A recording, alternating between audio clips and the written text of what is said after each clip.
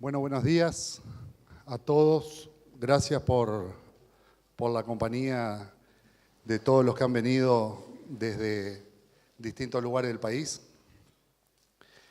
y también por unos cuantos amigos que han venido de Entre Ríos, de Buenos Aires, que también les interesa no solo lo que hacemos nosotros, sino les interesa lo que es el trabajo de los rodeos de cría. También quiero agradecer especialmente que siendo que se iba yendo para Nueva Zelanda, volvió a acompañarnos, que es el doctor Neil Sanderson, que es un amigo de la casa y que bueno, que hace muchos años estamos juntos con él. Tenemos hoy al ingeniero Eduardo Blasina que nos acompaña, que la verdad que es un gusto que nos acompañe Eduardo. Y también lo tenemos al doctor Guillermo de Nava, que aparte de lamentablemente tenerlo como familiar, lo tenemos que aguantar permanentemente todo el año. Pero es un gran amigo y nos acompaña y ha estado en este proyecto desde los comienzos. Así que buenos días y gracias a todos. Muy bien, gracias.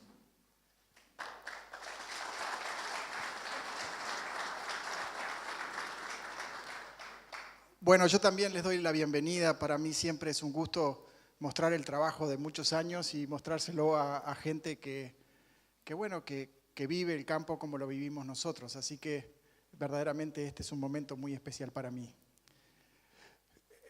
La idea es, brevemente, porque la estrella hoy es Eduardo, presentar un poco los fundamentos del programa, haciendo también honor que Eduardo está acá y aquel discurso fantástico que tuvo él en enero de este año en la convocatoria fantástica de Durazno, de las mochilas. Él habló de las mochilas del agro. Bueno, yo, permítanme, voy a hablar un poco de las mochilas de la cría.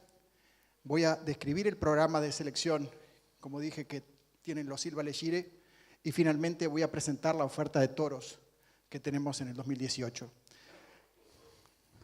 La historia no comenzó con nosotros. En realidad, los Silva Legire están criando Hereford por más de 80 años. Nuestro abuelo, don Tomás Silva Urroz, después don Ariel Silva, el papá de Ariel y Rodolfo, don José Amalio Silva, todos ellos fueron muy influyentes y de alguna manera señaron el camino. Y después Rodolfo y Ariel, para los que no los conozcan, siguieron esa trayectoria. La primera mochila que me quiero referir es la mochila de las exposiciones. Ustedes saben que la tarea básica de una vaca de cría no ha cambiado en los últimos 120 años. Es transformar eficientemente el pasto en terneros. Y siendo esa tarea así, incambiada durante tanto tiempo, lo que sí han cambiado es el biotipo que se ha ido premiando en las exposiciones. Teníamos animales hace 100 años que podían ser correctos o incluso atractivos para nosotros, pero después se fueron evolucionando. En la década del 40 y 50 se llegaron a premiar animales que eran realmente muy chicos, para luego comenzar otra época que algunos llaman de locura, ganando tamaño hasta llegar a tapar a la gente en biotipos que eran extraordinariamente grandes, para luego moderar un poco y que todavía muchos de nosotros consideramos que son biotipos muy grandes para las condiciones más comunes que nos toca trabajar nosotros en el Uruguay. Entonces, siendo las exposiciones una fiesta válida, un evento fantástico en donde la gente se junta, socialmente tiene su importancia. Sin embargo, la mochila de las exposiciones para mí tiene un punto en contra, y es que identifica reproductores que el criador compra como superiores genéticamente. Entonces, la mochila de las exposiciones refiere al hecho de que en realidad los criadores hemos estado bailando a la música que se dicta desde las exposiciones, y eso nos ha impedido preguntarnos desde la cría cuál es el mejor biotipo que se adapta a las condiciones que nosotros tenemos que ofrecer a esos ganados. Entonces, en realidad, la crítica que uno le hace desde esta posición a las exposiciones rurales, con todas las cosas positivas que tienen, es que en realidad hay aspectos que son fundamentales para el criador, como son la fertilidad, la adaptación al ambiente, la rusticidad, que no han sido, no son ni serán nunca evaluadas en una pista. Por consiguiente, esa es una mochila que el criador tiene que cargar. Hay otra mochila y se refiere a la mochila de los números de los EPD. Los EPD, la diferencia esperada de progenie, es una manera de estimar el mérito genético de los animales y no tenemos nada en contra de eso. Sin embargo, las características que estiman, el número de características que se estiman a través de los EPD son bastante limitados en el Uruguay. 9 características en el caso del Angus, 12 más un índice en el caso de la Hereford. Para el caso de Estados Unidos son más, también son más para el caso de Nueva Zelanda. Pero lo que entonces, la crítica que le hago a esta herramienta que de por sí es buena en sí mismo, la crítica que nosotros le hacemos es que nos da la posibilidad de ver el mundo productivo de la cría con un número muy limitado de caracteres. Y acá se aplica aquella máxima que se le atribuye a Albert Einstein, que dice que no todo lo que puede ser contado cuenta y no todo lo que cuenta puede ser contado. Y eso se aplica al número de los EPD, y la mochila de los números yo le llamo a esa mochila en el que la cantidad de caracteres que se estiman en el Uruguay está limitada en desmedro del criador, sobre todo porque no hay hoy, a 2018, características de EPD como sí existen en otros países que me permiten evaluar a una hembra desde el punto de vista de la fertilidad, como puede ser preñez de hijas, días al parto, habilidad de permanencia de una hembra en el rodeo. Entonces, ese es un punto a considerar. Pero no es la única mochila relacionada a los números. Si vamos a la evolución que los números han permitido evaluar por su uso mismo, uno ve que en el caso de la Hereford, el tamaño, la tendencia genética en el tamaño adulto de la población está evolucionando a animales cada vez más grandes. Además de tener animales cada vez más grandes, las tendencias genéticas nos indican que esas vacas tienden a tener mayor potencial de producción de leche, o francamente tienen más potencial de producción de leche. Y finalmente, el tercer aspecto de este combo, que a mi juicio es negativo, es que hay una tendencia también en la Hereford en el Uruguay a reducir la grasa. ¿Y esto qué significa? Significa muchas cosas, pero fundamentalmente para mí es un indicador de que las vacas, nuestras vacas, están perdiendo adaptación a los ambientes que nosotros tenemos para darle, que es el ambiente de campo natural, donde nosotros tenemos que hacerlas producir. Entonces, la tercera mochila es la mochila del mejoramiento genético usando los EPD, y refiere a que el uso de los EPD, mal o buen uso, ustedes júzguenlo, ha llevado a un cambio en el tipo del animal, en la composición y en el peso corporal, que no necesariamente a nuestro juicio significa que eso sea bueno para el criador. ¿Por qué? Porque aumentan los requerimientos nutricionales de mantenimiento, porque hace que cada vez es más difícil alimentar una vaca para hacerla producir. Y netamente cada vez es más importante que le modifiquemos el ambiente para hacerla producir. El tiempo es escaso y yo no voy a hablar de todas las mochilas, pero sí me gustaría solamente enumerar otras mochilas. La mochila de los genetistas que están alejados de los criadores, yo creo que le está haciendo mucho daño al Uruguay. Parecería un poco mi intención a veces es decirles, vengan a ver nuestra problemática, vengan a ver que estamos teniendo problemas con la ciclicidad de las vaquillonas al comienzo de los servicios, que los anestros son demasiado largos y tenemos que reducirlos de una manera rentable. Miren, no necesariamente eso que ustedes buscan con mayor potencial de producción de leche significa verdaderamente mejora en la ternerada, porque los animales, las vacas que tienen más potencial de producción de leche, tienen también mayores requerimientos nutricionales de mantenimiento simplemente porque el peso de las vísceras es mayor en relación a su peso corporal. Y necesitamos alimentarlas más simplemente para mantener peso. Entonces, los genetistas tienen la idea, o muchos genetistas tienen la idea, de que en realidad no es un problema esto que acabamos de describir, porque se levantan esas restricciones mejorando la alimentación de los animales. O sea que lo que en realidad están proponiendo es que modifiquemos el ambiente para hacerlos producir. Y todas modificaciones que nosotros le hacemos al ambiente significan mayores costos de producción. Y eso, sin duda, puede estar pegándole al productor en la rentabilidad al cabo de un ejercicio. La otra mochila refiere a la mochila de los mensajes contradictorios.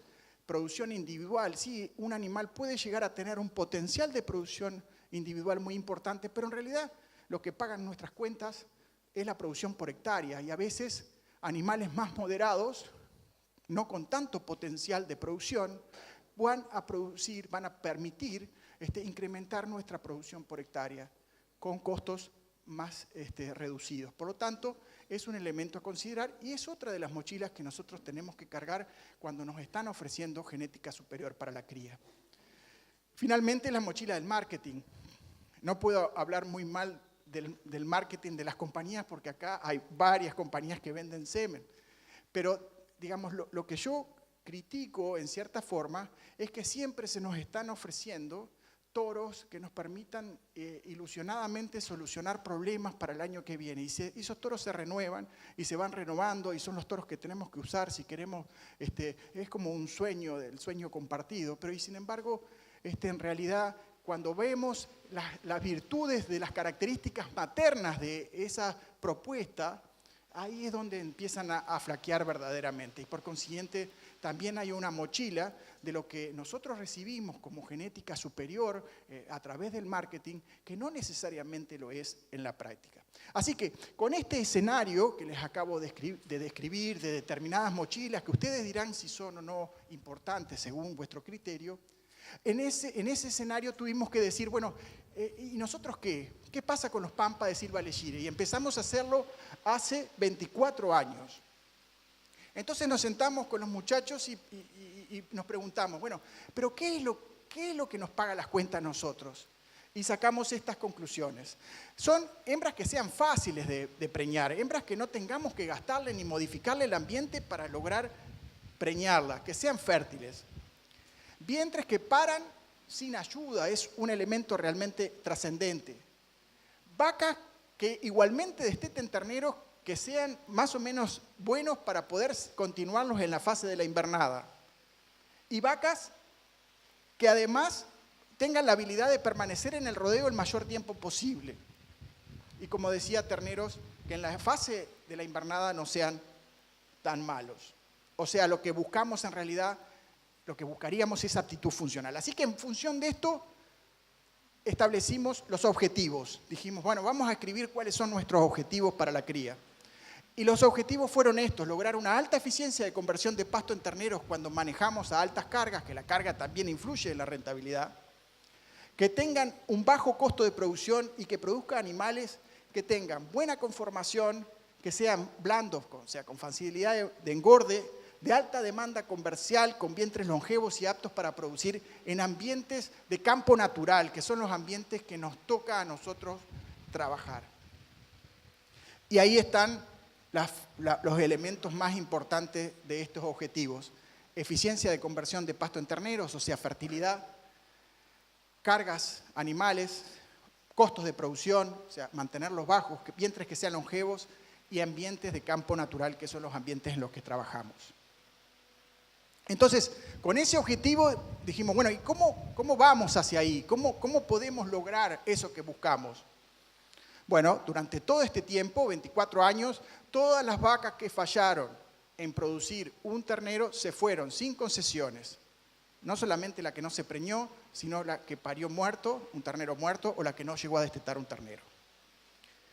Las madres de los toros de reposición son aquellas vaquillonas que ciclan tempranamente y en los últimos 19 años, vacas adultas que son cabeza de parición y que quedan preñadas el primer día de la estación reproductiva en un programa de inseminación a tiempo fijo. Así que hace 24 años que los toros se obtienen por inseminación de vientres que quedan preñados tempranos, y a partir del advenimiento de la IATF, hace 19 años que la aplicamos acá, de hecho los Silva Legire fueron uno de los primeros predios en el Uruguay aplicando esta tecnología, los toros se producen por inseminación artificial a tiempo fijo y son concebidos el primer día de la estación reproductiva. Entonces, los resultados, para que ustedes tengan una idea de qué es lo que se obtiene, más o menos en los últimos 13 años, que es el lapso que está comprendido ahí, se inseminaron unas 5.400 vaquillonas. Las tasas de preñez en la IATF el primer día de la estación reproductiva fue de casi un 67%. En el caso de las vacas, que fueron otros tantos inseminadas en ese lapso, unas 4.400, 4.500, la tasa de preñez fue 56.1%. Y ustedes tienen el porcentaje de preñez global en ese lapso, más de un 90%. Y una cosa interesante es que de todas las preñeces que obtuvimos, el 40% de todas esas preñeces fueron obtenidas por inseminación artificial a tiempo fijo. O sea, concibieron el primer día de la estación reproductiva. Esto es un poco lo que aconteció año tras año, el porcentaje de preñeces obtenidas por IATF el primer día de la estación reproductiva en función del total de las preñeces, y como veíamos, globalmente es más de un 40%. Entonces, siendo la IATF tan importante en nuestro programa, otro de los elementos que resultaron importantes fue elegir los padres que usábamos en la inseminación, que entonces nos permitieran avanzar hacia donde nosotros queríamos ir. Y las características de los padres que buscamos para introducir los germoplasmas que nos interesaban a nosotros tenían todas estas series de características: bajo peso al nacer, tamaño moderado, tratar de que tengan buena circunferencia escrotal, excelente fertilidad, que sean fáciles de mantener en el campo, o sea, toros que en invierno no den demasiados problemas y que cuando uno se acuerda que los tenemos que usar no estén destruidos, sino que puedan llegar a mantenerse, con buena conformación, con buen temperamento y con buena consistencia. O sea, nos interesaba esos toros que por distintas razones iban a producir consistentemente, o teníamos elementos para decir que podían producir consistentemente.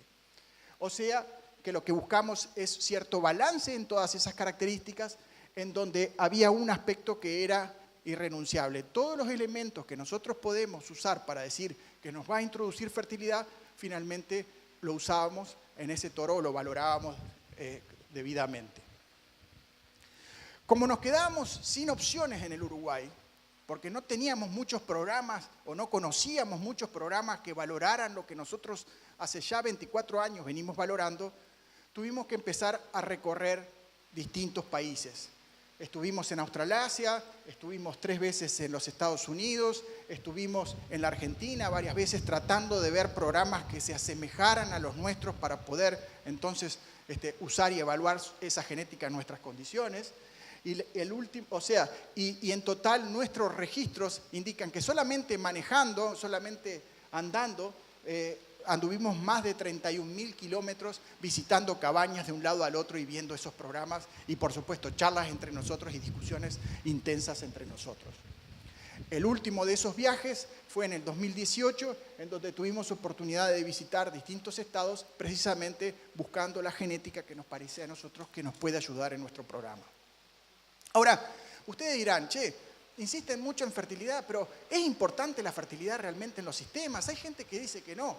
Bueno, los datos que nosotros manejamos es que sí es muy importante. Por ejemplo, estos datos de Suárez de Lima y Fabio Montosi indican en los escenarios actuales que se mejoran los retornos económicos de las empresas, mejorando la fertilidad, mejorando la performance reproductiva de los ganados. Y los autores tuvieron la distinción de, antes de su publicación, mostrarme sus sistemas de modulación, y a mí me pareció que en ese caso la fertilidad estaba siendo subestimada, simplemente porque había elementos en la práctica que son importantes que los autores no tenían cómo o no lo pudieron modelar. Todas aquellas cosas que sirven para mejorar la tasa de preñez global de un establecimiento, en general nos ayudan a mejorar la cabeza de parición. Si mejoramos la cantidad de vacas preñadas de cabeza de parición, mejoramos la cantidad del peso de los terneros, o sea, el peso de los terneros al destete, con lo cual mejoramos no solamente la cantidad, sino el peso de los terneros al destete. Entonces, volvamos a los Silva Legire y preguntémonos qué es lo que estamos logrando. Bueno, estamos logrando tasas de preñez bastante consistentes en el tiempo, por lo buena. Acá pegamos un bajón a 86% por el año tan complicado que nos tocó trabajar. Pero una de las características que tiene estos rodeos es que trabajan, y es lo representado, disculpen si no está muy bien en la línea roja, es la carga animal.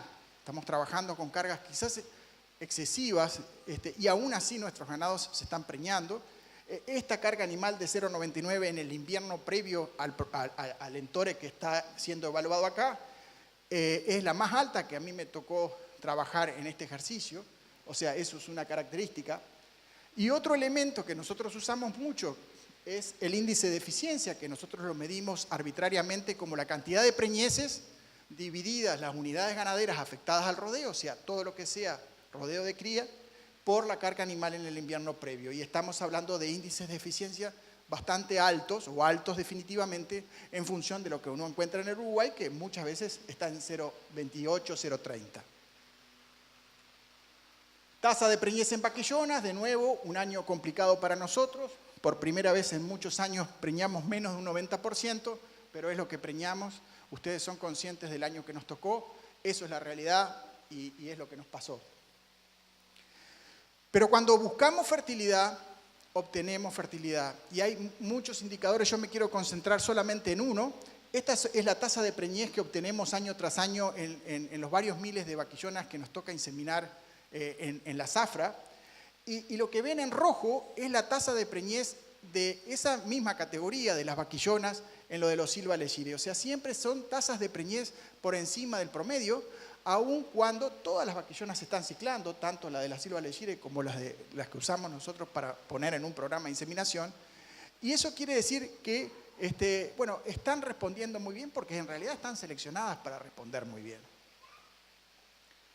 De los aspectos que también, como veíamos, tratamos de mantener tan bajo como sea posible, es el peso del nacimiento, esto es el peso de los terneros de la oferta de toros, y fíjense que hay un efecto año, sí, sin duda, pero se mantiene siempre ahí en una franja y parecería que es más o menos constante a través del tiempo. No queremos que se nos vaya para arriba porque eso es una característica de la función de nuestro ganado.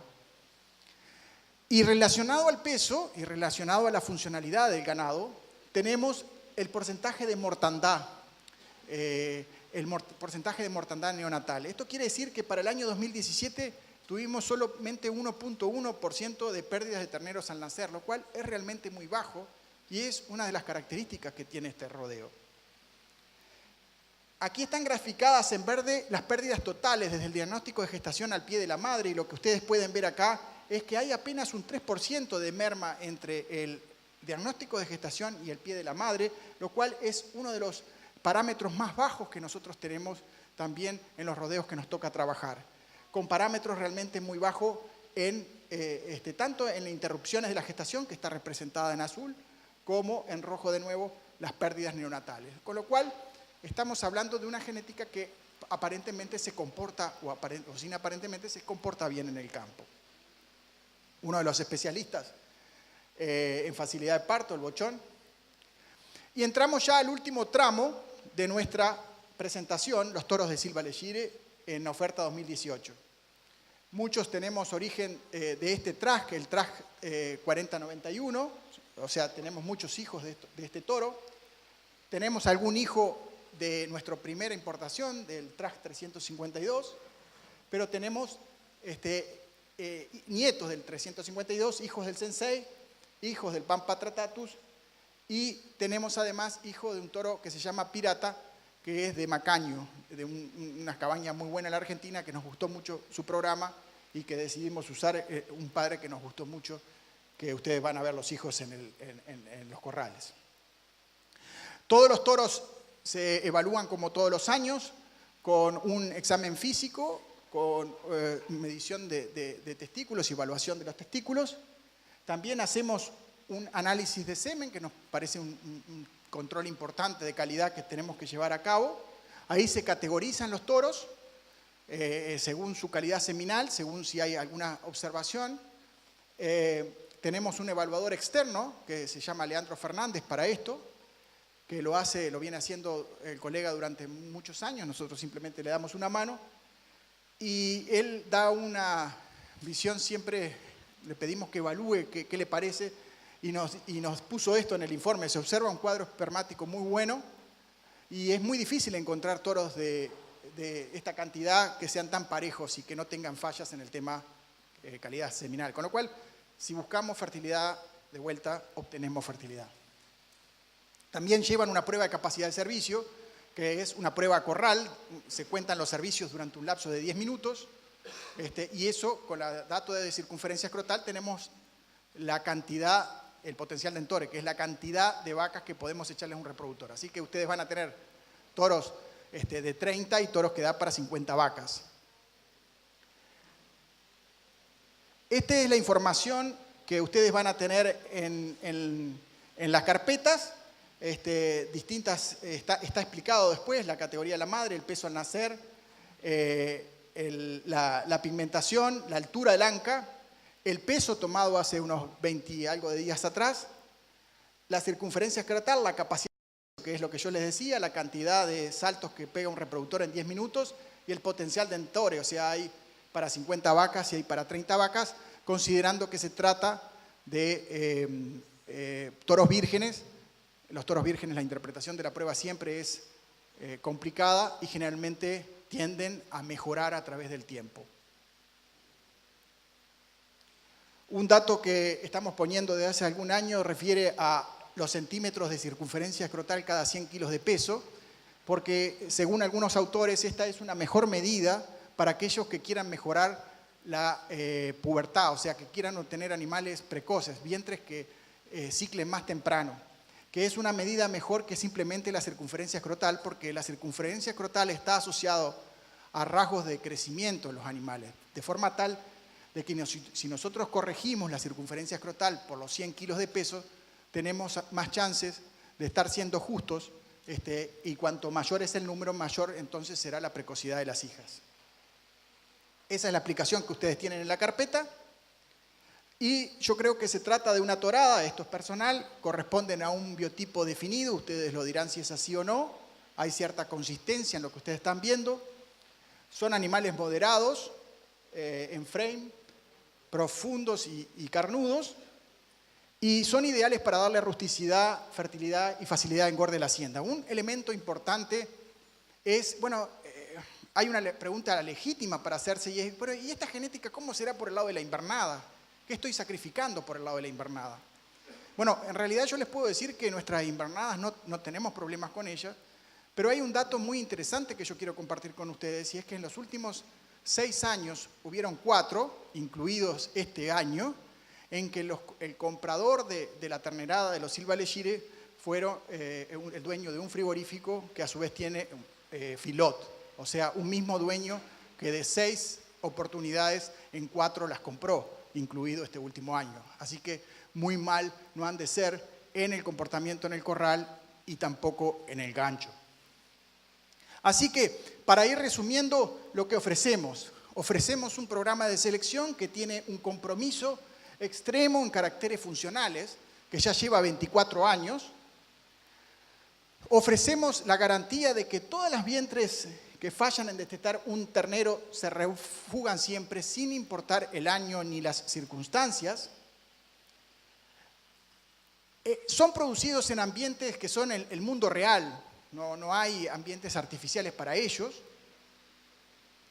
Y las madres de cada uno de los toros que ustedes van a ver ahí concibieron el primer día de la estación reproductiva, con lo cual creo que es un plus.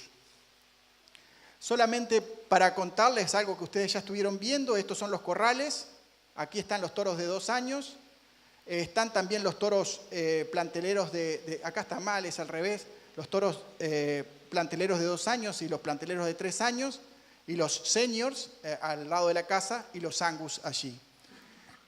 Aquellos que quieran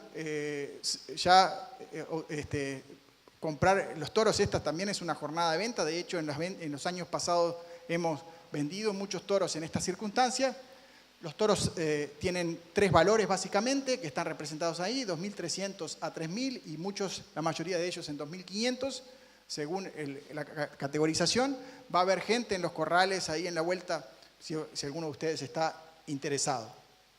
Yo quiero agradecer en la final de mi presentación, a los que están trabajando todos los días con nosotros, al personal de campo, a don Teófilo Chahue, a Sergio Suárez, y quiero también un especial y sentido homenaje a nuestro viejo capataz, don Nené Balín.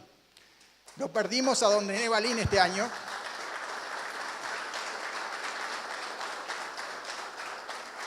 Y ayer, hablando de esto, Rodolfo me decía, no sabés cómo lo recordé hoy. Eso, creo, es el mejor homenaje. Han sido ustedes muy amables por la atención. Muchas gracias.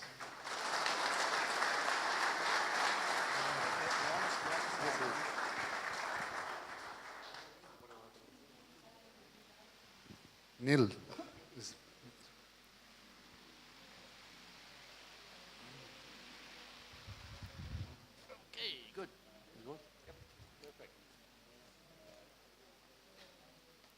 Le vamos a dar un momento la palabra al doctor Neil Sanderson, que quería hacer una atribución también sobre los temas que estamos tratando. Obviamente el doctor Neil Sanderson lo va a hacer en inglés y Guillermo lo va a traducir para el resto de la gente. Thank you very much. I just want to express my gratitude for having the opportunity and the privilege to be here at the sale and the presentation today. Yo quiero tener la oportunidad de decir mi agradecimiento y lo que es un privilegio de estar aquí en esta jornada hoy. It is really great to be among friends and family, and I say family because I've been associated with Silva Lucia brothers and Guillermo and his family, their children, for 12 years now. And I also say family because we're all family here, we're all farmers, and it is a pleasure to be amongst a group of farmers in your country. Really enjoying it. Quiere agradecer el hecho de que está acá porque durante 12 años ha tenido la oportunidad de hacer negocios con nosotros y los considera que somos también nuestra familia. Y también considera que cada uno de ustedes tiene cosas muy en común con ustedes, porque todos los que estamos aquí hoy somos productores.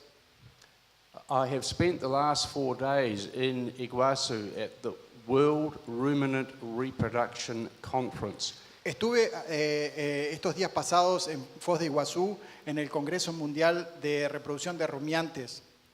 And there were nearly 300 people there, the world experts on fertility and reproduction in beef and sheep. Dice que hubo unos 300 personas allí, los expertos en el mundo en reproducción, en fertilidad, tanto en ganado como en ovejas. And I think everyone there agrees that reproduction and fertility in the beef industry is the #1 economic importance throughout the world. Todo el mundo coincidió en esa conferencia que la reproducción, la fertilidad, es la característica número 1 en buscar en todos los rodeos en el mundo.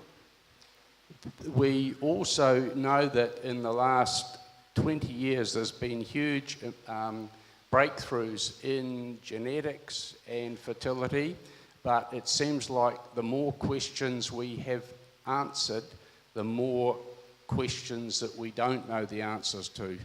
Ha habido en los últimos 20 años unos avances increíbles en la genética, pero parecería que cuanto más conocemos de genética, más respuestas tenemos para responder. So just a comment on the bulls that I've seen in the paddock. I think their temperament is outstanding and their structure is really good. I can't comment on their genetics, but I think the presentation for the family and the gauchos and everyone that's been involved is absolutely fantastic and well done. Quiere hacer un breve comentario sobre los toros que ve en los corrales. Él no puede hablar en sí de la genética, pero lo que ve es un temperamento extraordinario y también una conformación extraordinaria en los toros. Thank you very much. Gracias, muchas gracias.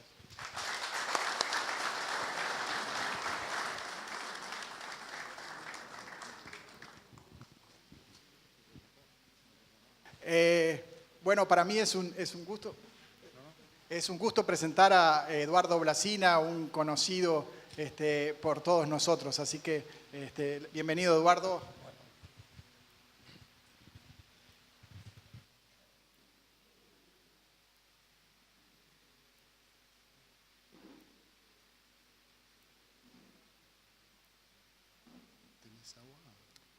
No, me viene bien.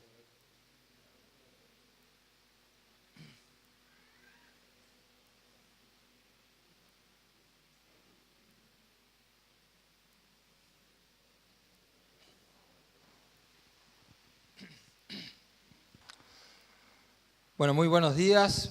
Quiero agradecer muy especialmente a la familia Silvia Legir esta oportunidad de llegar hasta acá. La verdad es que soy bastante enamorado del campo natural y de la ganadería en general. Y la verdad es que tener la posibilidad de conocer lugares que no conocía previamente y que son tan importantes para la genética uruguaya, para la ganadería uruguaya, es un enorme placer y un gran honor. También a Guillermo bueno, fue quien hizo efectiva la invitación para que yo esté aquí hoy.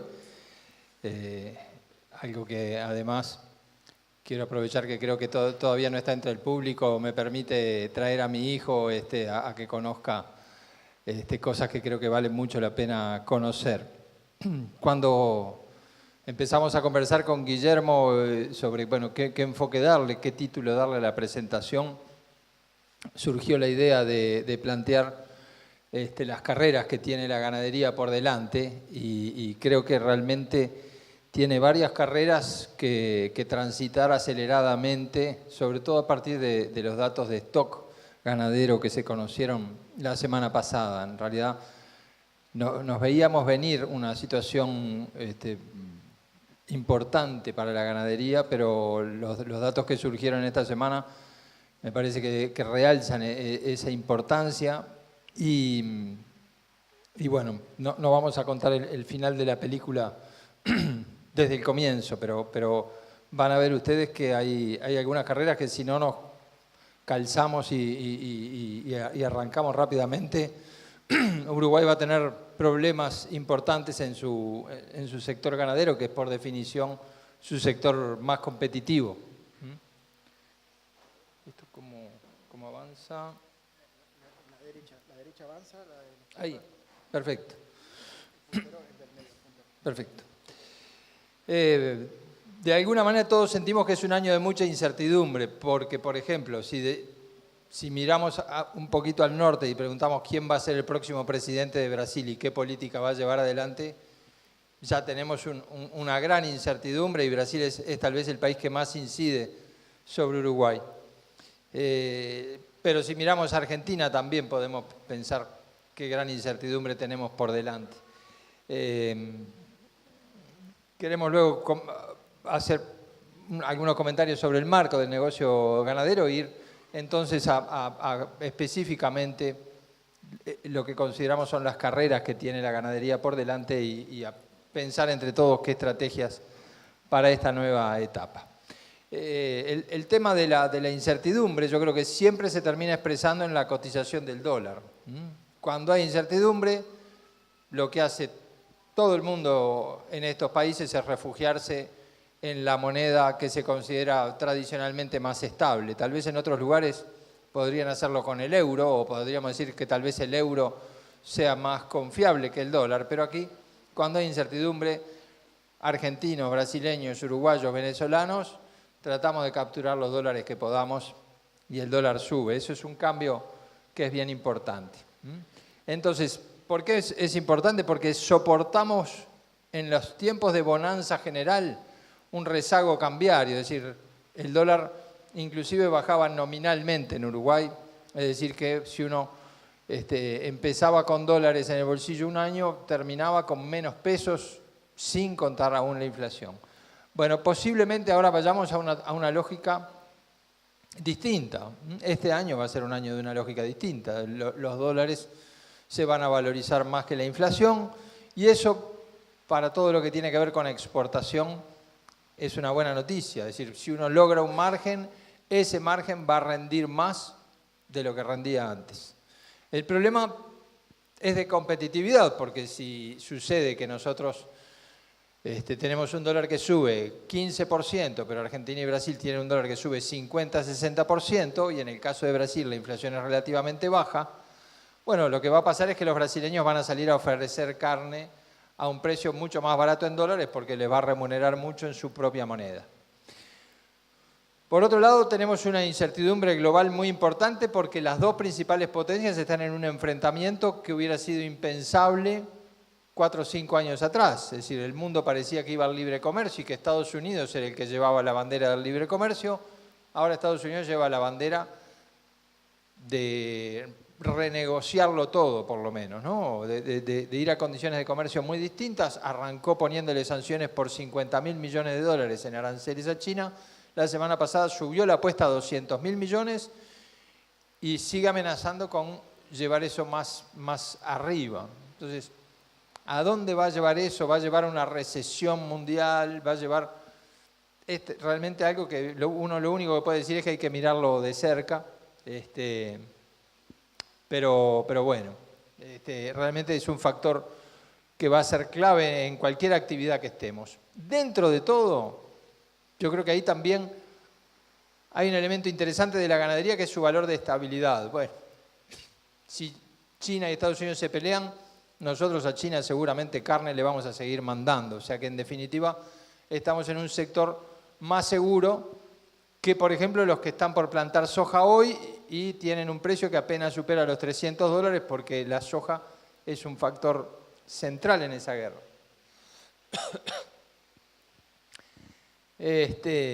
¿A dónde va a ir el dólar en la región? Bueno, eso era lo que a mí me parecía hace unos días, ¿no? El dólar en Argentina a 40, el dólar en Brasil a 4.15.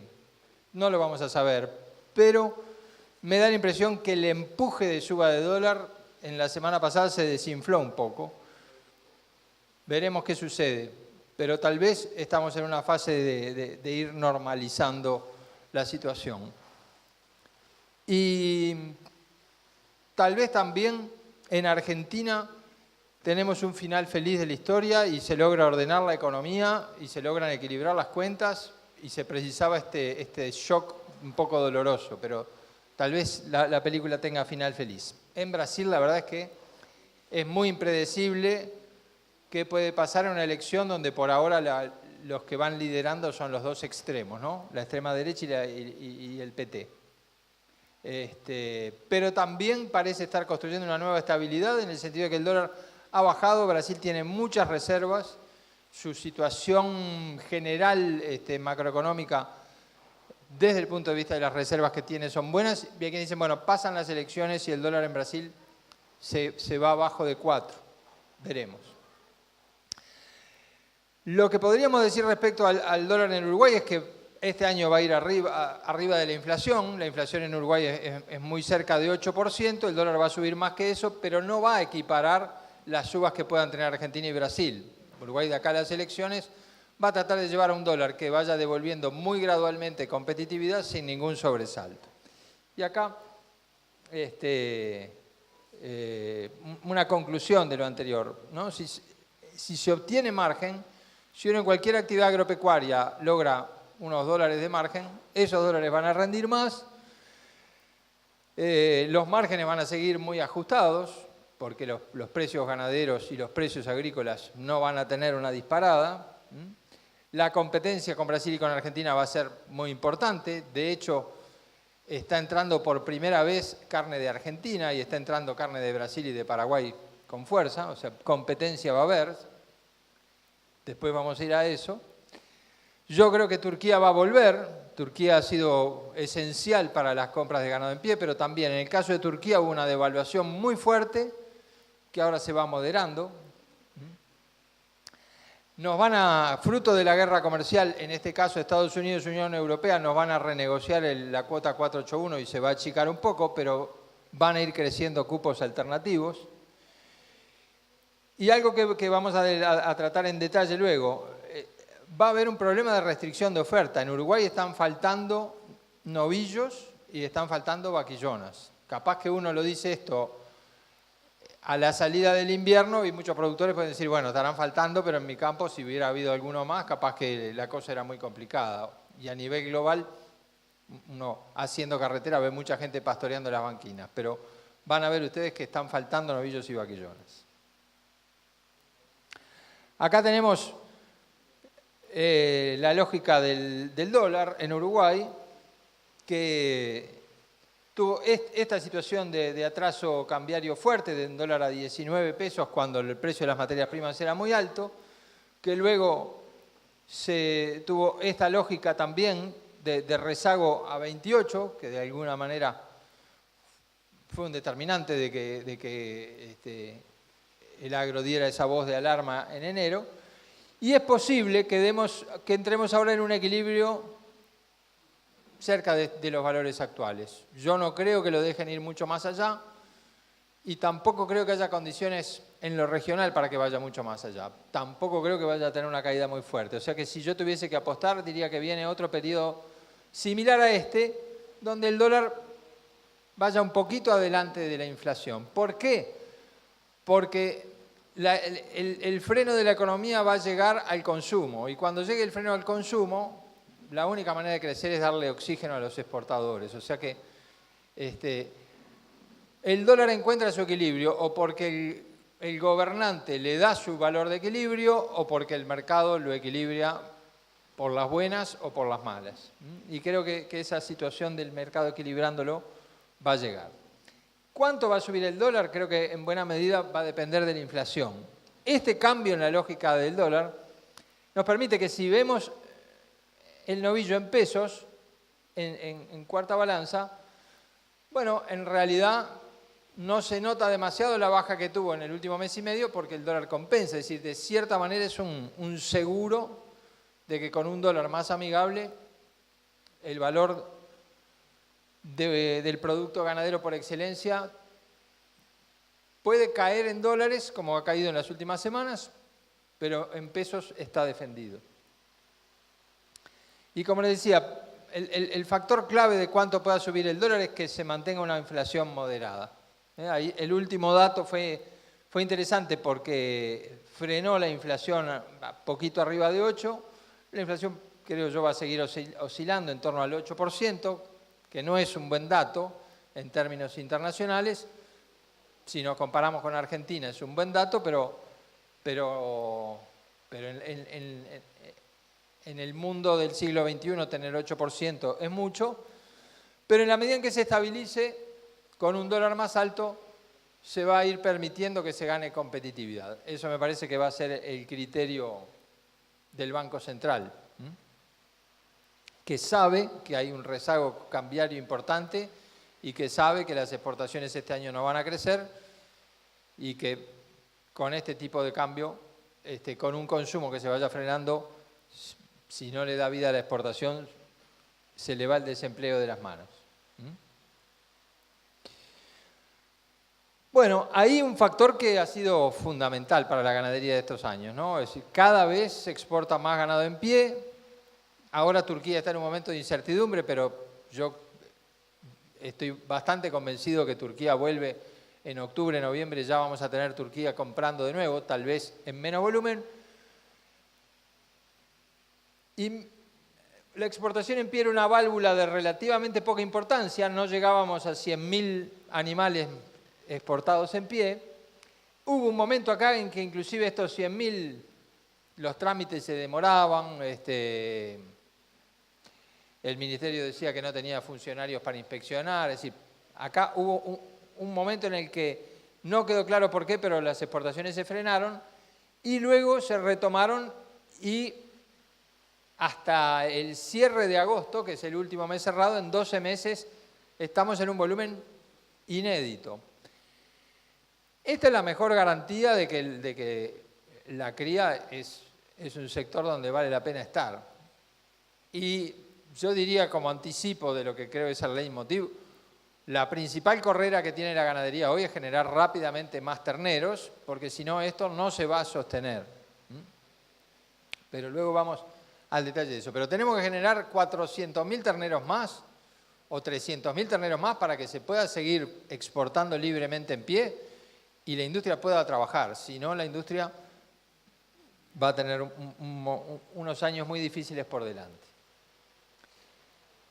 Y lo otro que me parece interesante, que es otra gráfica muy impactante, es que estamos aparentemente entrando en la era del Uruguay del asado, no, pero la parrilla importada. Estamos comprando carne como nunca de Brasil, de Paraguay e inclusive un poco de Argentina. Eso muestra que, bueno, por un lado creo que tiene un lado bueno, es decir, el libre comercio funciona, compramos cortes y los exportamos a mejor precio. Ese es el libre mercado funcionando, está bien. Ahora, también muestra que los países vecinos tienen capacidad de producir sus colitas de cuadrilo, sus bife angosto, su bife ancho, a un precio mucho más bajo que nosotros. Y si nos ofrecen ese precio a nosotros y nos ganan la competencia de locatarios, digamos, seguro que en China, seguro que en Europa hay vendedores de carne de Argentina, de Brasil y de Paraguay, donde puedan, que están ofreciendo los cortes a un precio mucho más bajo de los que los está ofreciendo Uruguay. Entonces, también nos da una señal de alerta en cuanto a que los vecinos están mucho más baratos que Uruguay. En los últimos 12 meses, 14.000 toneladas de carne importada en Uruguay. Un fenómeno que hasta el 2013 no existía y que luego era algo muy ocasional de ver y que ahora se ve por todos lados. Y ahora centrémonos en lo que es la realidad ganadera uruguaya de hoy. El dato de stock ganadero que se publicó a comienzos de esta semana, el lunes, es un dato importante. Marca un segundo año consecutivo de caída. Uruguay llegó a 12 millones de vacunos y quedó en 11.300. En 2 años perdimos 700.000 vacunos. En el último año perdimos 400.000 vacunos.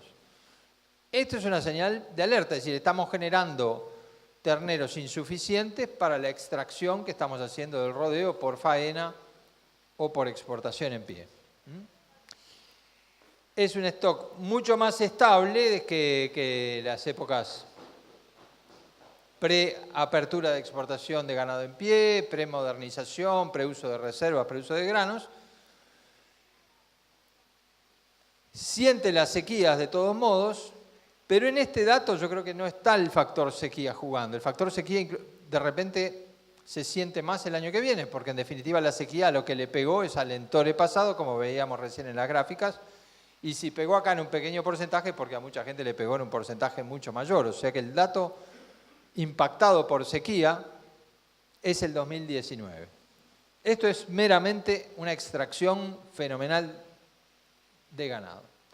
Y lo más importante es que Uruguay tiene la menor población de novillos desde que lleva registros. Uruguay empezó a contar seriamente sus vacunos todos los años en el 74, y desde el 74 nunca hubo un dato de menos de 2 millones de novillos como fue el dato 2018.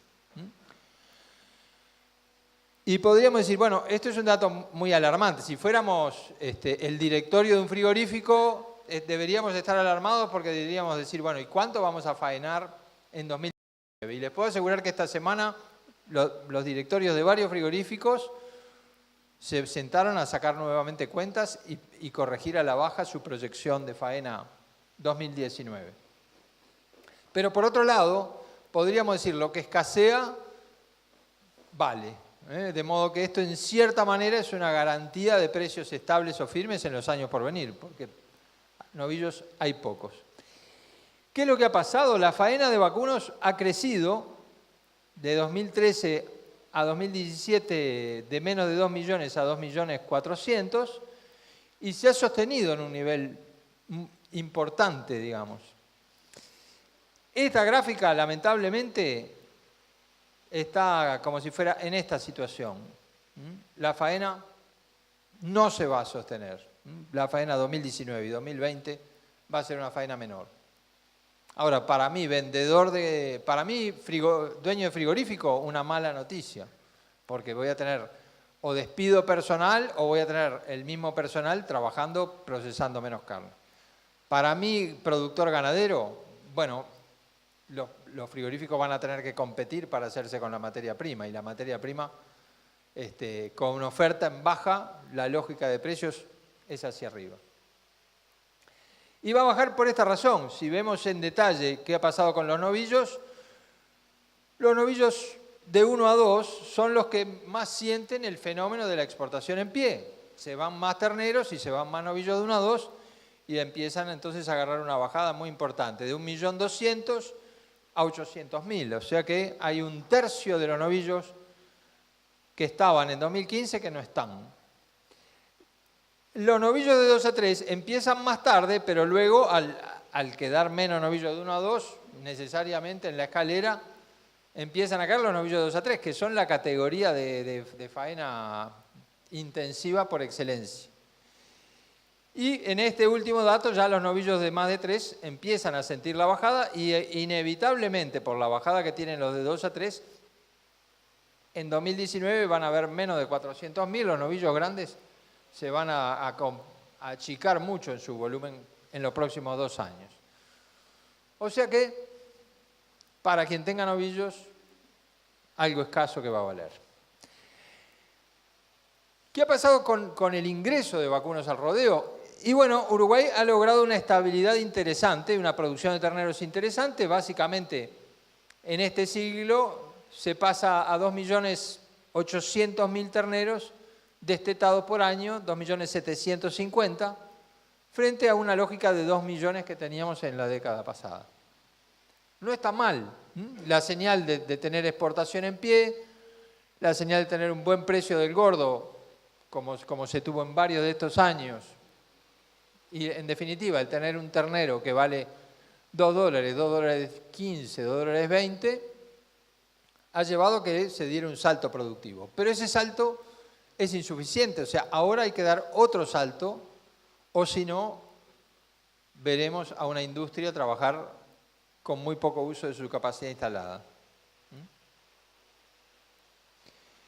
Y esta es la exportación en pie mes a mes, que sobre todo se empezó a acelerar hace un año, en septiembre del año pasado ya se veía que iba acentuándose. En otros años, en el verano, no se trabajaba, este año se trabajó. Y tanto junio fue el récord histórico de exportación en pie en un mes, y agosto, el mes pasado, fue el segundo mes con más exportación en pie de la historia. Lo ideal sería que esto se mantuviera y que también la industria pudiera trabajar. Bueno, para eso la respuesta es más terneros. Y entonces fíjense qué interesante la evolución dispar que tienen vacas y novillos. Partiendo del 90, la salida de la sequía, que fue un momento muy crítico, las vacas de cría de 2,5 millones se van arriba de 4 millones, 4.300.000 y muy estables, o sea, toros se van a seguir precisando porque el rodeo de cría es el más alto de la historia y es un rodeo muy estable. Y lo que decíamos, la cantidad de novillos que arrancando del mismo lugar se cae. Por un lado, hay un factor positivo en esto, que es decir, bueno, en realidad los novillos van circulando más rápido, se produce más intensivamente, baja la edad de faena.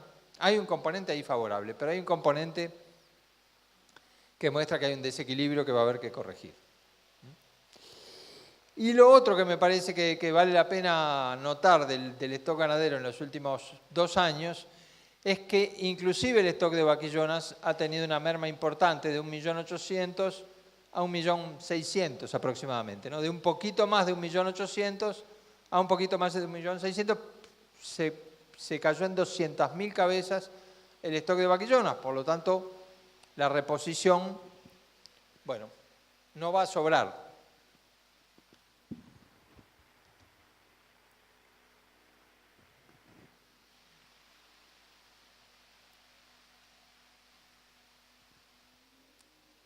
Y de nuevo, la corrección para esto es generar más terneros.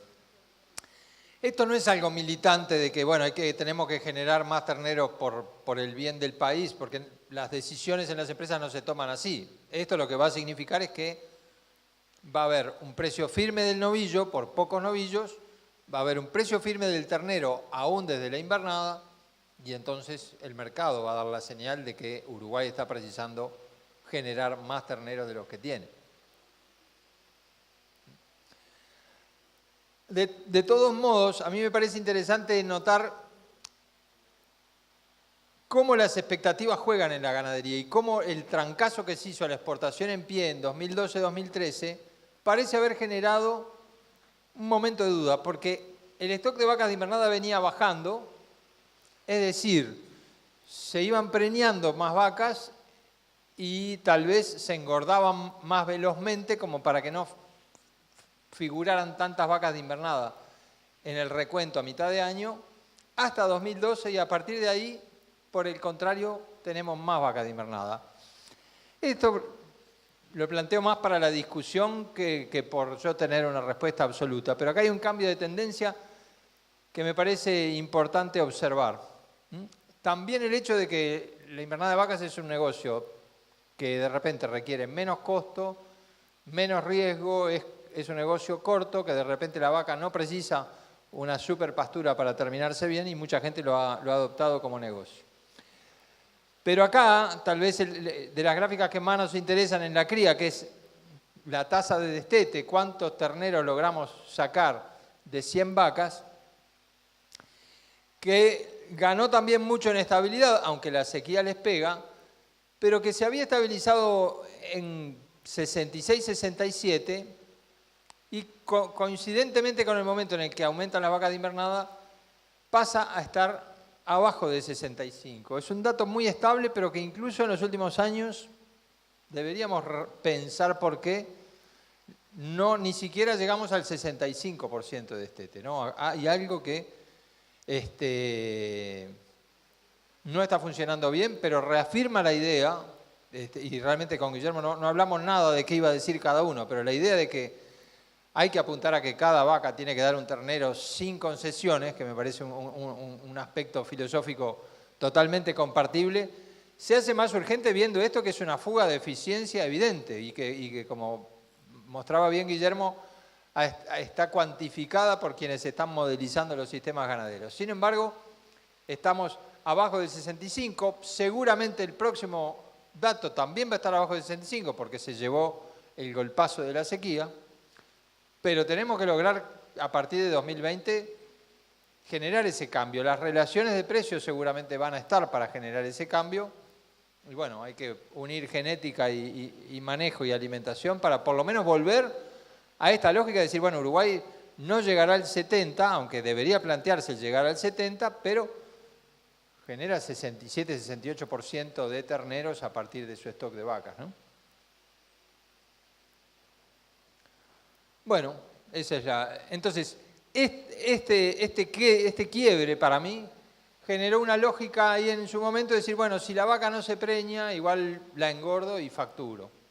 Bueno, deberíamos ir a una lógica donde valga mucho más la pena facturar por vender terneros y terneras de descarte, o vaquillonas de descarte, o vacas de descarte, pero achicando el decir, bueno, si no se preñan me da igual porque las vendo gordas y me compensa ante un mercado del ternero que tiene alguna incertidumbre.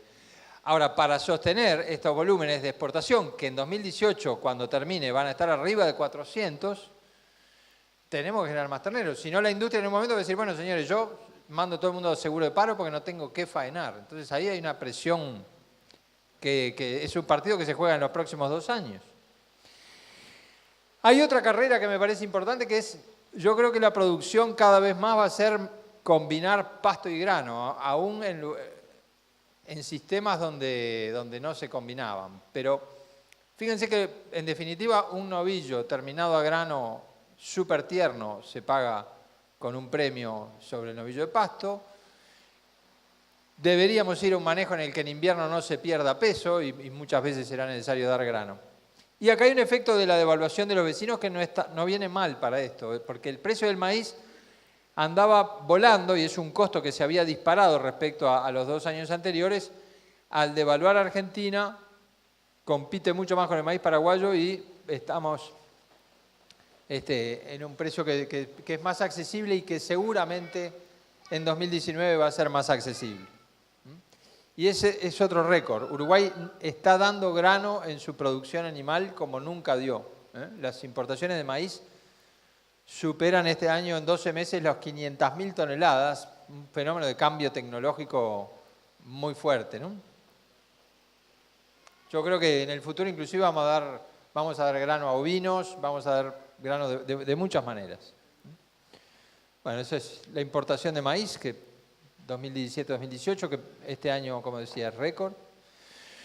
Hay otra carrera para mí, para jugar, que es vacunos y ovinos deberían pastorear en forma conjunta y los ovinos deberían tener un lugar importante. A mí me da mucho dolor ver año tras año 200.000 ovinos menos en Uruguay y ver que de 25 millones nos fuimos a 6 millones de ovinos, porque hay razones no ya sentimentales o no ya de pastoreo, porque es mejor el pastoreo conjunto que el pastoreo con una sola especie, sino que razones de mercado.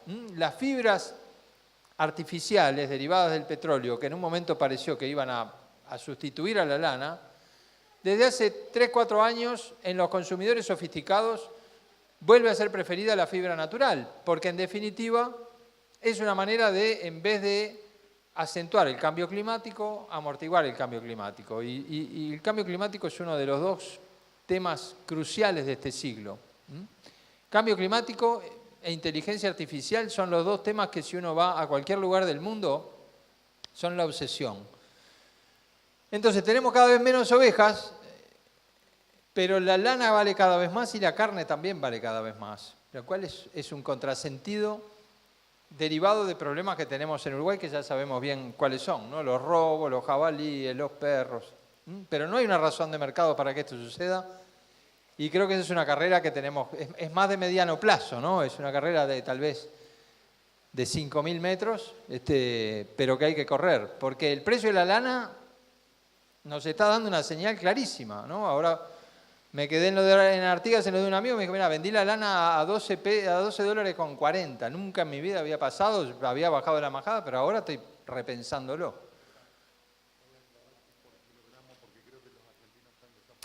$12 por kilogramo base sucia, ¿no? Así como es el kilo de vellón, así como viene.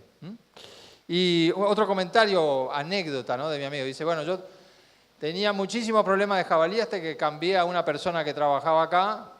Y cambié la persona y se fueron los jabalíes, ¿no? O sea que,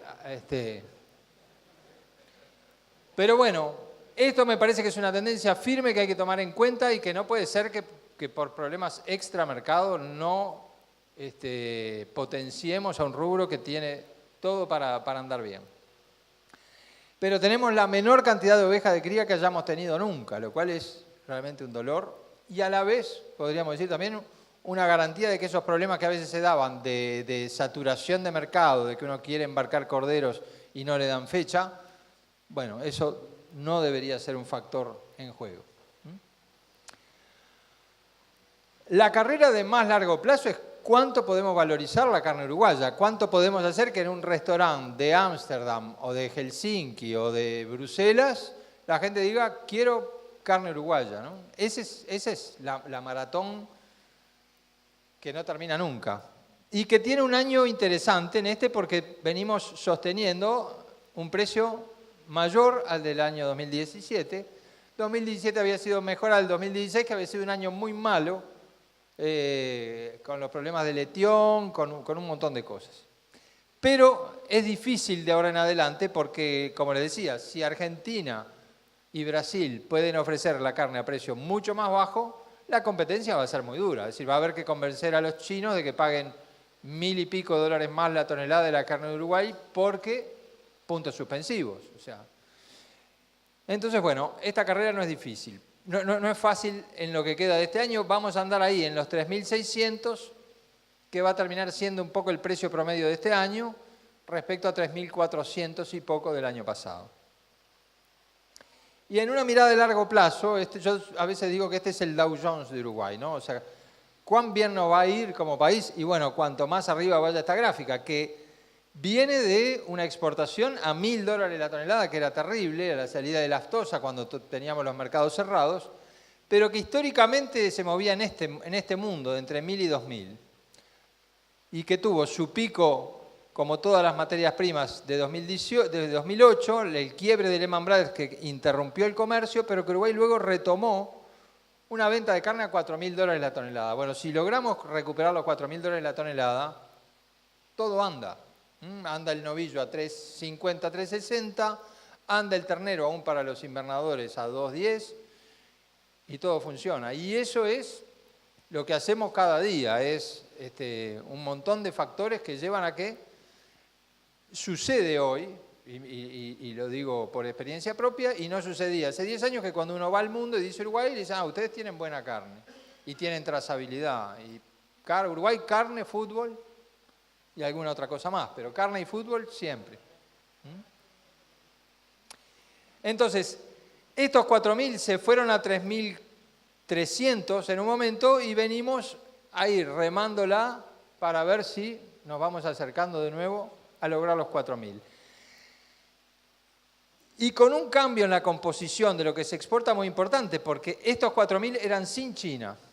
China compra mucho volumen y al principio compraba a bajo precio, pero si uno va a un frigorífico hoy, ve cajas que dicen China, destino China, 200 días de grano, ¿no? Es un mercado al que seguramente si nos agarramos bien, hoteles, restaurantes, clase media alta, y vamos ascendiendo de cortes del delantero a cortes del trasero y cortes súper tiernos, quién sabe dónde nos lleva. Y en carne ovina lo mismo, el promedio de este año permanentemente arriba del promedio del año pasado, y ya no en los 3.600 que tiene la carne vacuna, que 3.600 es el piso de esta gráfica, sino que la carne ovina está $1000 arriba, está 4.600, 4.700, muchas semanas está en 5.000. Entonces, bueno, ahí hay otra carrera similar por correr, ¿no? Un precio de carne ovina que también venimos de una lógica de entre 2.000 y 3.000 y estamos en una lógica prácticamente de $5.000 la tonelada, $5 el kilo. Y lo que a mí me parece interesante, además de incorporar la carne ovina, es que tenemos hay otra carrera que es cambio climático, soportar sequías, soportar situaciones climáticas inesperadas, y el ovino para eso es mandado a hacer. Y si pensamos que la devaluación de los vecinos nos complica, porque pueden ofrecer sus productos muy baratos, bueno, en ovinos, lamentablemente Argentina, los ovinos de la zona templada los sacó, tiene un núcleo ovino muy reducido en el sur, y Brasil, por ser un país tropical, nunca va a ser una competencia fuerte. O sea que en ovinos tenemos la gracia de que jugamos sin la competencia de Argentina, Paraguay y Brasil. Entonces, es prácticamente un mercado de 3 países, de Australia, Nueva Zelanda y Uruguay, para abastecer, por ejemplo, una población islámica que crece muy aceleradamente. Bueno, volvamos a la ganadería de carne, que es el eje de esta reunión. El novillo tipo, que es un indicador bien interesante, que para los que no son uruguayos promedia el valor de cada corte colocado de un novillo, cuánto factura la industria. Tiene un comportamiento similar al del precio de exportación, tuvo una caída fuerte en 2016 y viene en un proceso de recuperación, pero que tal vez ya empieza a mostrar en el dato de agosto que hay que vender los cortes a un precio un poco más bajo para no perder mercados frente a los países vecinos. Pero tiene un elemento importante, que es que para la industria este es un muy mal año. El valor agregado industrial, el margen de la industria ha tenido que pagar más por los novillos este año que el año pasado y ha sacrificado margen. Y realmente uno que a veces por el lugar donde está habla tanto con productores como con industriales, muchas veces uno habla con productores y siempre muchos productores dicen, no, la industria siempre nos roba, la industria se lleva la parte del león. Y después uno habla con un industrial y dice, mira, yo este año, en agosto, por ejemplo, un industrial me dijo, yo este mes solo perdí $1 millón. Por supuesto, el número es el año entero, pero yo respondo a gente del exterior, soy gerente y lo que tengo que decir es, este mes perdimos un palo verde, ¿no? Entonces, acá hay una situación compleja que si la unimos a que hay la menor cantidad de novillos de la historia, para la industria es muy complicado. Y la industria va a tener que sacrificar posiblemente márgenes estructuralmente, en vez de ganar $300 por cabeza, posiblemente pasa a ganar $200 por cabeza. Margen bruto, ¿no? De esos $200 tiene que pagar salarios, energía eléctrica. Entonces, y a mí me da la impresión además que hay una parte de la industria que en vez de apostar, como históricamente apostó, a bajar costos de la hacienda, que es el 75% de los costos, todo lo posible, ha hecho una apuesta, sobre todo este año durante la sequía, que creo que el comportamiento de precios del ganado gordo fue muy, muy satisfactorio. Creo que hace una apuesta, decir, vamos a dar señales para que produzcan más terneros, porque si no, nos quedamos sin negocio. Pero esta es una situación que me parece delicada. Y evidentemente, cuando terminó la faena con Israel, la industria dijo, bueno, perdimos $1 millón en agosto, en septiembre, octubre, noviembre, tenemos que tratar de recuperar ese $1 millón y estamos en un pleno ajuste, pero en un año que ha sido notoriamente mejor en dólares corrientes y con un dólar que vale más que años anteriores. O sea que ahí me parece que este año da una señal interesante que posiblemente se vaya emparejando. Yo en una penca, novillo al momento de mínima lo puse a 3.10, capaz que me pasé de optimista, pero posiblemente el novillo pueda sostenerse arriba de 3 todo el año. Y en 2019 va a ser difícil que se mueva abajo de esto por escasez de oferta. O sea, la competencia va a ser bastante obligatoria. Bueno, simplemente para ir redondeando una visión y hacer un sumario de las carreras de la ganadería. A mí me parece que lo principal es, en 2019 y 2020 vamos a ver una caída de la faena, que va a generar presiones sobre la industria fuertes y posiblemente un sostén a los precios del ganado gordo. Creo que en esta zafra va a haber muchos productores a la defensiva porque hay un clima instalado de estar a la defensiva. Cuando veníamos acá, mi hijo me decía, van a estar todos de camisa y vos vas a ir con esa remera a dar la charla. Me hace pasar, no me dijo me hace pasar la vergüenza, pero me lo di a entender, ¿no? Pero digo, bueno, lo que pasa es que la remera tiene un toque positivo que es imprescindible en cualquier idioma. Ponerse un toque positivo, yo creo que se mezcla un poco la preocupación que todos tenemos con los altos costos, con la llegada de los tiempos electorales, con una especie de manija de que está todo mal, está todo mal, está todo mal, que en el caso de la ganadería me parece que no tiene por qué ser tan así, ¿no? O sea, hay razones objetivas para creer que la ganadería va a seguir siendo un negocio sumamente interesante, pero creo que nos vamos a encontrar, o sea, cuando hagamos el balance de precios de la zafra, vamos a tener precios en dólares algo menores porque el productor está obsesionado con no gastar. No se va a contratar personal, no se va a gastar en nada hasta que no aclare un poco la situación. Lo otro es que creo que hay una llegada al Entore con muchos ganados sentidos, ¿no? Fue un invierno muy duro. Anoche hablábamos con Rodolfo y yo decía, bueno, por lo menos la primavera arranca temprano, y me decía, bueno, no tanto, ¿no? Si uno mira los árboles, y ahora miraba unos ceibos que hay por ahí que no brotaron todavía, lo cual me parece llamativo. Pero yo creo que la primavera va a ser favorable, ¿ve? Tenemos buenas lluvias por delante, la temperatura levantó temprano, o sea que es posible que el estado de los animales para segunda quincena de octubre, noviembre, diciembre, se pueda recuperar. Tenemos un niño débil.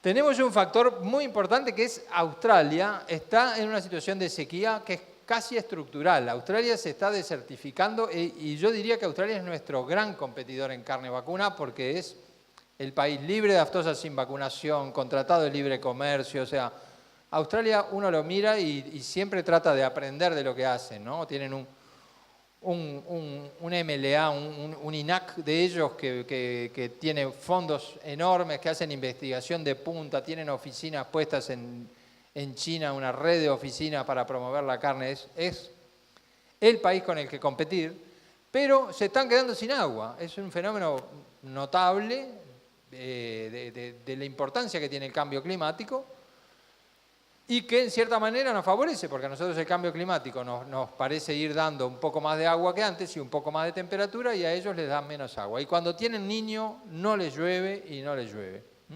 Por lo tanto va a haber menos oferta de ganado gordo en Australia en los próximos años, lo cual es otro factor. Posiblemente va a haber menos novillos acá y va a haber menos vacas allá porque van a retener vacas cuando les llueva. Brasil es la gran competencia. Argentina nos compite un poco, pero viene tan castigada la ganadería de Argentina que para competirnos fuerte, generalizadamente va a demorar. Nos va a competir muy fuerte en Europa, donde Argentina tiene un prestigio de marca histórico, pero nos está compitiendo menos en China. Pero Brasil nos va a competir en todos lados. Si el dólar queda arriba de 4, Brasil va a ser una competencia durísima. De modo que yo diría, en términos generales, para todos los precios, veo un panorama estable, tal vez un poquito menor en dólares y corrigiendo a inflación y un poco más en pesos. Sobre todo en reproductores. En gordos yo creo que podríamos presupuestar el 2019 con precios similares a los de este año, porque la industria va a tener que pelearlos. Y China que sigue firme, o sea, lo único de que deberíamos estar atentos con China es que no haga una gran devaluación en el marco de la guerra, ¿no? O sea, China lo vienen castigando y castigando y castigando, y por ahora China hace unas represalias, pero no muy fuertes. Ahora, el riesgo de China para mí es que diga, bueno, ¿sabes qué? Pones aranceles, te devalúo el yuan y nos ponemos a competir salvajemente. Yo creo que es poco probable eso, pero bueno, es lo que yo miraría al futuro. Entonces, bueno, las carreras. La principal es que si no generamos más terneros rápidamente, no se sostiene la ganadería. Hay que revertir la caída de novillos y no se va a revertir en 2019. En 2019 va a ser peor. Entonces, si queremos exportar en pie y que funcione la industria, hay que dar un salto en la producción de terneros lo antes posible. Eso es una carrera de mediano plazo, y hay una de 100 metros llano que es recuperar las vacas, ¿no? Vamos a tener buen pasto y bueno, y si queremos tener un buen entore, tenemos que avisar a los productores que tienen que ya levantar el estado de las vacas. Pero deberíamos lograr una ganadería cada vez más independiente del clima, eso también me parece muy importante, ¿no? O sea, deberíamos lograr una cultura por la cual no pase, como me decían ahora, de gente que a las corridas da ración en agosto, y también, como me comentaban ayer, dan ración en agosto, el ternero en su última fase de gestación crece y termina la vaca atracada y muerto la vaca y el ternero. O sea, deberíamos de alguna manera generar un concepto que creo además tiene que ver con bienestar animal, de decir, bueno, en invierno los animales no pueden perder peso y sobre todo una vaca preñada hay que tratarla como una madre que está por parir. Entonces hay que cuidarla, no el 15 de agosto, hay que cuidarla el 15 de junio, cuando ya vemos venir un invierno medio complicado, o antes. Como decíamos, la carrera por reincorporar los ovinos, lograr un pastoreo mixto va a ser un conjunto mucho más seguro y tiene señales de precios. Creo que a nivel país hay una carrera por la sinergia con la forestación y con la agricultura. Con la agricultura es más grano en todas las etapas y tal vez ir incorporando más sorgo, por ejemplo, en los establecimientos. Y con la forestación me parece que toda esta discusión de UPM, yo me sentaría con los de UPM y diría, bueno, vos querés la segunda planta, bien. Decime cómo vas a promocionar la ganadería, qué aporte vas a hacer para que no sea crecer en forestación para perder en carne por una razón estratégica. Es decir, la celulosa es como la soja. Si viene de Uruguay, viene de Paraguay o viene de Tanganica, da igual, es un commodity sin ninguna diferenciación. Con la carne vacuna y con la carne ovina es con lo que podemos terminar generando algo parecido a un whisky escocés o un caviar. Es decir, algo que la gente diga, me quiero sentarme en un restaurante y comer carne de Uruguay y eso no tiene techo de precio. Lo que es indiferenciado o que lo que es como la soja, comida para cerdos, para pollos, no vamos a vender una soja florida que va a duplicar su valor, pero sí podemos vender una carne que valga arriba de $4.000. Y creo que hay una carrera por incorporar el riego a la ganadería. Hay un proyecto que lo tiene la Rural de Salto, de usar la represa de Salto Grande para hacer un riego bastante más generalizado, que me parece interesante. Estamos prácticamente regalando energía a los países vecinos porque producimos en muchas ocasiones más energía de la que podemos usar, y podríamos hacer ahí una sinergia entre agua, energía a un precio interesante y represas que permita llevar el riego, ¿no? Creo que eso es parte de una carrera por prevenir el cambio climático, que tal vez acá no le damos toda la importancia que se le da en el exterior, pero estuve en Finlandia hace 15 días en una empresa, visitando una empresa de maquinaria agrícola, y en todos lados decían, los dos grandes temas es inteligencia artificial y cambio climático. Cómo bajar el cambio climático y cómo subirse a la carrera de la inteligencia artificial. Y como anécdota, uno preguntaba en la fábrica cómo era el personal, y la respuesta, en una fábrica era 50 personas y 5 robots, y el 6º robot está llegando, ¿no? Eso va a ser un cambio también, seguramente en la próxima década, muy fuerte. Por ejemplo, en la industria frigorífica, porque si tenemos un ausentismo de 30%, en algún momento vamos a poner robots que van a trabajar 7 días a la semana, no van a ser sindicato y se romperán cada tanto, pero eso me parece que no, a nivel sindical de Uruguay no se ve venir algo que un día le van a decir, muchachos, muchas gracias, viene la Hyundai y nos manda 50 robots y no los precisamos más. Eso no está lejos. Pero bueno, eso lo vemos en la industria frigorífica y lo vemos pesando en una balanza donde uno aprieta un botón y le da un montón de datos que se cargan en una planilla, ¿no? O sea, el tema de inteligencia artificial se viene. Pero sobre todo, que si la temperatura va a subir y si vamos a tener con cierta frecuencia veranos donde no llueva en 2 meses, es una catástrofe, bueno, tenemos que pensar cómo amortiguamos eso. Esa es una carrera de largo aliento, pero que hay que irla pensando. Y después yo diría lo que llamaría la carrera por el posicionamiento. O sea, la clave nuestra es que en el mundo, en un restaurante, la gente diga quiero carne uruguaya. Y para que digan carne uruguaya tenemos varios argumentos. El principal, creo yo, es que estos campos naturales que vemos acá son los últimos campos naturales que quedan prácticamente en el hemisferio sur. Eso me lo dijo a mí una vez alguien de Estados Unidos, de Colorado, que trabaja con campo natural, y me dijo, ¿ustedes no se dan cuenta que el último campo natural que queda en el hemisferio sur es el de ustedes? Y los argentinos plantaron todo, Chile no tiene. Brasil tiene soja, arroz, o sea, campo natural de zona templada, el último que queda es el uruguayo. Eso me parece que es algo importante, pero poniéndole números, bueno, este año es 3.600, aunque sea con competencia, que no decaiga. Y en eso tenemos que día a día convencer a los consumidores más sofisticados de que la ganadería uruguaya amortigua todo lo que pueda el cambio climático. Ustedes saben que los vacunos largan 200 litros por día de gases que tienen metano, que el metano es un factor de calentamiento.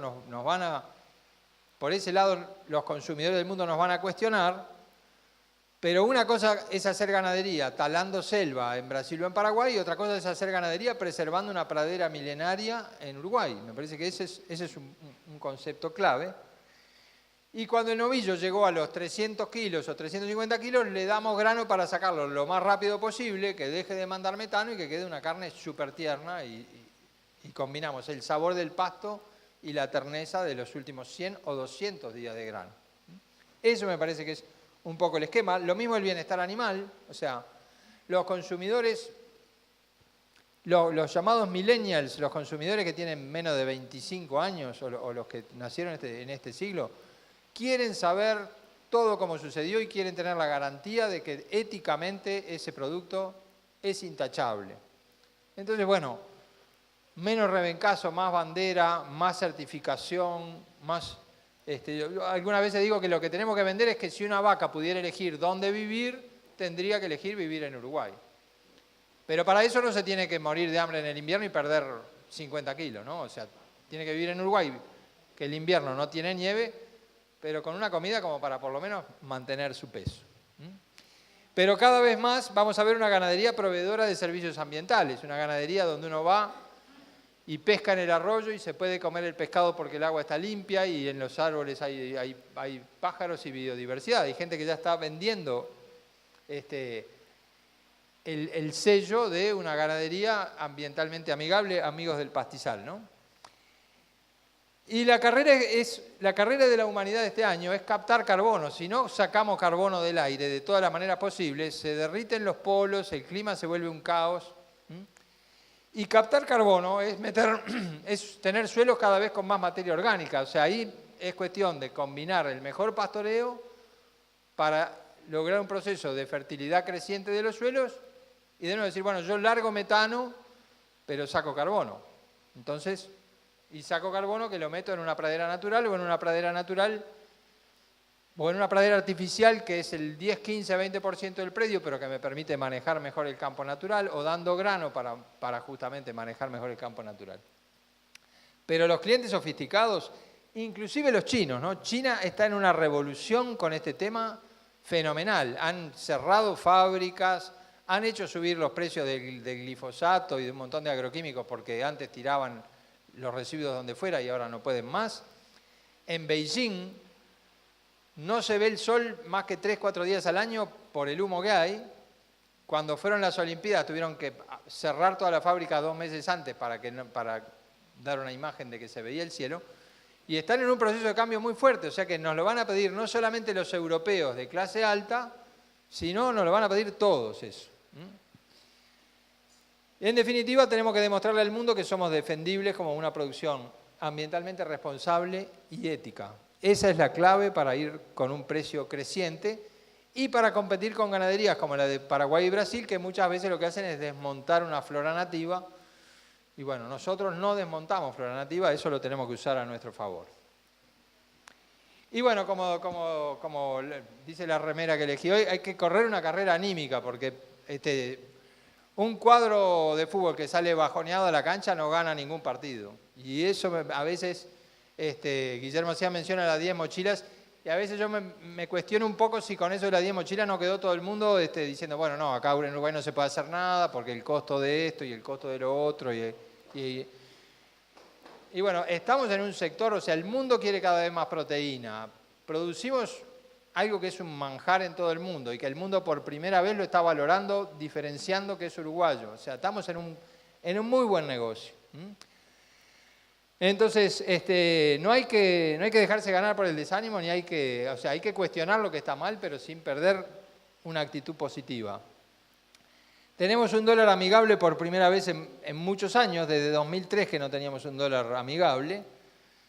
Para carne tenemos mercados y colocación permanente, que en otras épocas no teníamos una colocación permanente, teníamos una vaca flaca y no nos la compraba nadie, y ahora será para hacer hamburguesas o será para China, pero nos compran todo.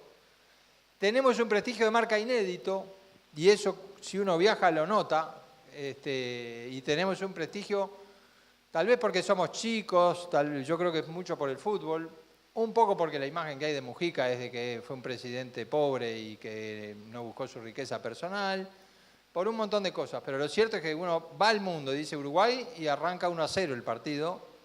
Y antes uno decía Uruguay y le preguntaban dónde quedaba eso, que no tenían la menor idea, o si había selva, cataratas, monos, Hay una colección de preguntas que cuando uno decía Uruguay, lo miraban con cara de no tengo ni idea de qué es. Creo que la ganadería tiene una estabilidad probada, o sea, el precio de exportación de la carne podrá ser 3.600, 3.500, 3.700, pero es un rubro que permite planificar este año, el siguiente y el otro, y uno no le va a errar por mucho. Si a mí me dicen cuánto va a valer la soja en 2020, la respuesta única es no tengo la menor idea, porque yo qué sé, si Brasil sigue produciendo y los chinos siguen peleados con Estados Unidos y Estados Unidos sigue metiendo grandes cosechas, capaz que se derrumba o capaz que viene una sequía y vuelve a los 500, es impredecible. La ganadería es muy predecible, nada hay totalmente predecible, pero si no hay un problema sanitario, estamos en un sector que es esto. Y esto, si le buscamos la vuelta, tiene su vuelta para hacer un negocio atractivo e interesante. No es más un commodity, además. La carne de Uruguay es un producto diferenciado. Y eso es un logro que si nos lo decían en el 2000, cuando estábamos con la aftosa, yo creo que la aftosa es una de las cosas buenas que nos pasó, porque nos dimos un revolcón tal que fuimos a Europa y dijimos, ¿qué hay que hacer? ¿Poner una caravana a cada vaca? Le ponemos una caravana a cada vaca. ¿Qué hay que hacer? Decir toda la verdad, decimos toda la verdad. Sí, tenemos aftosa acá, allá. Y a partir de ahí empezamos escalón tras escalón. Estados Unidos nos abrió antes que nadie, somos el único que entró a Estados Unidos vacunando. Y bueno, y entraremos a Japón luego vacunando y seremos el primer país en entrar a Japón vacunando. Y entonces logramos salirnos del commodity. No podemos tener una perspectiva pesimista de eso. Entonces, el negocio agropecuario es cíclico. Venimos de un verano duro, venimos de años de atraso cambiario y de que los dólares no rendían nada. Bueno, el ciclo está cambiando. No hay que exagerar ni cuando estamos en auge ni cuando estamos en el fondo. Y yo creo que en este siglo además China marca la diferencia, ¿no? China no existía hace 10 años y ahora yo creo que llegamos a un tope de 220.000 toneladas colocadas cada 12 meses porque no tenemos más carne, es increíble. Si tuviéramos el doble de carne nos compran el doble porque nos han comprado todo lo que han podido. Y uno va a China y también le dicen Suárez, Forlán y la carne, qué rica carne tienen, ¿no? Los chinos estuvieron miles de años sin poder comer proteína, donde comían arroz y la carne eran unas tiritas así. O sea, para un chino un churrasco es una cosa totalmente novedosa, porque la carne eran como unos fosforitos que a veces se ponían en el arroz los días de fiesta, digamos, ¿no? Hay una revolución del consumo de carne de China y hay una revolución de que calzó eso con el Mundial de Sudáfrica, sobre todo, que fue lo que nos empezó a posicionar. Pero bueno, China no nos compraba en 2008 porque no compraba carne. Y esta gráfica, bueno, veremos hasta dónde va. Pero los chinos están con dinero y felices de poder comer carne en cantidad. Y lo que nos está pasando es que nos estamos quedando sin carne para vender en los demás países. Pero si produjéramos más, simplemente venderíamos al resto del mundo como vendíamos cuando no estaba China. Al resto del mundo cada vez vendemos menos. Les vendemos a los europeos su cuota, Hilton y 481, le vendemos a los israelíes, los delanteros, y después le vendemos todo a China. Pero en realidad lo que quiero mostrar con esto es el potencial que tendríamos si subimos la producción para exportar lo mismo de siempre a los demás y las 220.000 a China, ¿no? Llegamos a exportar 500.000 y en realidad el techo es la cantidad de terneros que seamos capaces de producir. Si generamos 3.300.000 terneros, se va a exportar todo. Y se va a exportar sin un castigo de precio, porque si nos castigan con el precio, metemos los terneros en un barco, y si no van a Turquía, irán a Egipto o irán a Indonesia, pero sale todo. Entonces, hay que meterle para adelante. Y finalmente, la carrera por Estentore, tenemos un panorama interesante para la ganadería, porque tenemos un niño débil. La Universidad de Columbia, que es la que hace pronósticos de mediano plazo, que a mí me parece que son fiables, nos da con buena agua en Uruguay y alrededores. Esto es octubre, noviembre, diciembre. Esto es enero, febrero, marzo. Y da la impresión que vamos a estar bien regados. Entonces, en el corto plazo tenemos ese envión Y en el cortísimo plazo, esto no se ve mucho, pero cuando está rojo así es que va a llover un montón. En el cortísimo plazo, a partir de mañana e incluyendo la primera semana de octubre, vamos a tener agua como para que el pasto se venga. Y mucho pasto con pocos novillos. En mi cuaderno dice que mucho pasto y pocos novillos es precio muy firme. O sea que creo que si la naturaleza nos da la mano que nos están diciendo los satélites nos va a dar, podemos tener un envión interesante de pasturas, de precios firmes y de producir que los chinos, los europeos nos van a querer comprar. Así es como lo estamos viendo. La carrera maratón, la que no tenemos que dejar nunca, es la que le dejamos a la generación siguiente, ¿no? Pasarle a la generación siguiente un negocio que tenga proyección.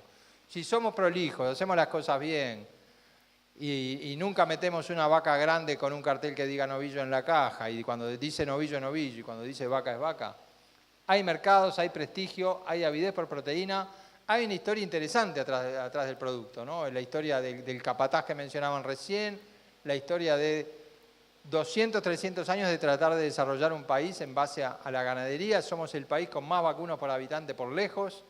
O sea que, y eso es algo que cada vez se pide más. O sea, si uno va a tomar un vino en Francia va a salir caro porque ese vino tiene una historia de miles de años. Bueno, nosotros tenemos una historia ya de cientos de años. Eso se valora mucho.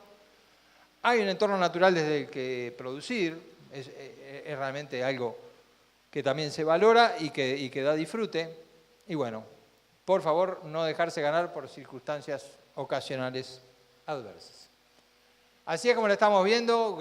Gracias nuevamente, un placer estar aquí con ustedes y bueno, quedo a la orden.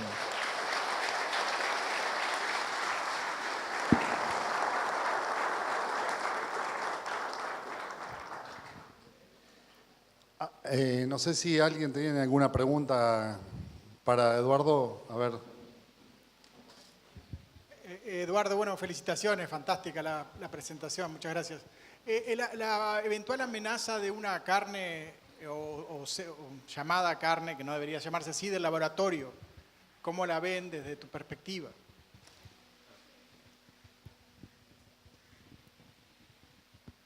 Bueno, bien interesante la pregunta, Guillermo. Te tengo que criticar porque dijiste que yo era la estrella y yo, si hay algo que no quiero ser nunca, es la estrella de nada, pero igual te agradezco. Es un tema bien interesante. La carne cultivada va a salir al mercado en breve. Hay mucha gente que asocia el consumo de carne con el sufrimiento del animal, ¿no? Y que dice, bueno, criamos un animal, lo tratamos bárbaro, pero después, frácate, le cortamos la cabeza, ¿no? Conversaciones que además he tenido varias veces con gente de la ciudad. Y desde esa óptica la carne cultivada va a tener un mercado, porque además el cambio tecnológico es tan veloz que hoy decimos, bueno, mirá si va a ser negocio ponerse a cultivar en una caja de Petri células de músculo y bueno, hoy capaz que no, pero el costo de hacer eso va a ir bajando. Yo creo que eso va a competir en el mercado de la hamburguesa.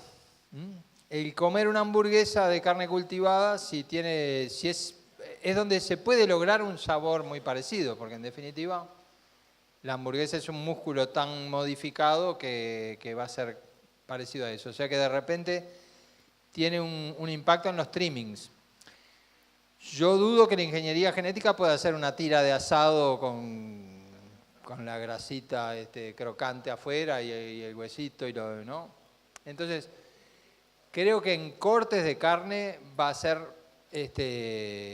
muy difícil que se logre competir. En el mercado de la hamburguesa creo que en X años, eso ya llega a nivel comercial en 2-3 años y todos los empresarios más encumbrados, queda muy bien poner dinero ahí, ¿no? Bill Gates y todos ponen dinero ahí. Y creo que además nos lleva a discutir el tema de la crueldad, porque en definitiva siempre uno tiene que estar en actividades que las tiene que saber defender éticamente. Uno no puede decir, bueno, es muy buen negocio, y bueno, y si es buen negocio cortarle la cabeza, le corto la cabeza, ¿qué me importa? ¿No? O sea, yo discrepo porque muchas veces la gente dice, bueno, describiendo un negocio y dice, esto es por plata. Bueno, es por plata, pero la plata tiene que ser una consecuencia de que uno agregó valor y hizo algo bien. El objetivo no es meramente el dinero. Y siempre me acuerdo, yo tengo un gran amigo agrónomo de 33 que un día me dijo, no, me voy a hacer vegetariano. Y habíamos comido 45 asados con él. Para mí era como, no podía creer. Y no, porque la ganadería está mal y no sé qué. Y digo, bueno, está. Lo que va a quedar son todo eucalipto y todo soja, no va a quedar cero campo natural y ningún ganado, ¿no? Yo si fuera vaca te pediría que no, porque, o sea, el asunto es, si fuéramos todos vegetarianos, condenaríamos a todos los vacunos a una muerte sin retorno. Quedarían unas decenas en un zoológico, o sea que si yo fuera vacuno no apoyaría eso. Y creo que sí, que lo que tenemos que hacer es seguir trayendo a Temple Grandin, esta estadounidense, que es la 1 del bienestar animal, y decir, bueno, al animal lo tenemos que tratar bien del principio al final y su muerte tiene que ser lo más parecido a una eutanasia, que ni se dé cuenta y que sea un proceso respetuoso.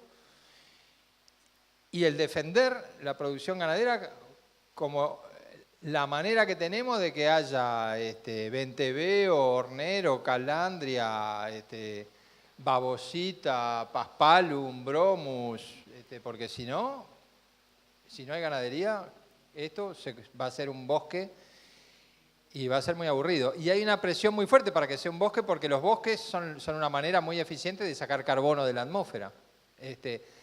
Pero yo creo que un corte de carne que está certificado, que está trazado. Hay una tecnología que se llama blockchain, que no sé si alguno la escuchó nombrar. Blockchain es una cosa muy difícil de explicar, pero es como una trazabilidad de transacciones y es una trazabilidad inviolable, digamos, que yo creo que en la próxima década va a ser una trazabilidad 2.0 que sí va a permitir que uno en un restaurante sepa exactamente dónde se crió un animal y dónde se engordó. Porque hoy, la verdad es que no se sabe, ¿no? Se puede saber que es de Uruguay, se puede saber que es de una tropa tal, pero no se llega a ese detalle. Pero yo creo que cada vez más la gente va antes de comer, va a sacar el celular, le va a sacar una foto, un código y le va a salir ahí sí dónde nació el animal, en qué productor, qué paisaje. Y creo que eso, una carne de un laboratorio no le va a competir y no va a ser corte, pero sí las hamburguesas posiblemente van a ser de carne cultivada y ahí va a haber, es el segmento en el que veo la competencia.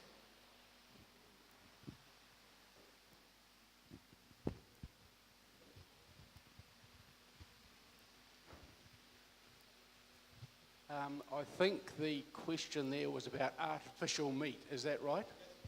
Yes. Sí, pienso que la pregunta ahí fue de carne artificial, ¿es correcto? Sí.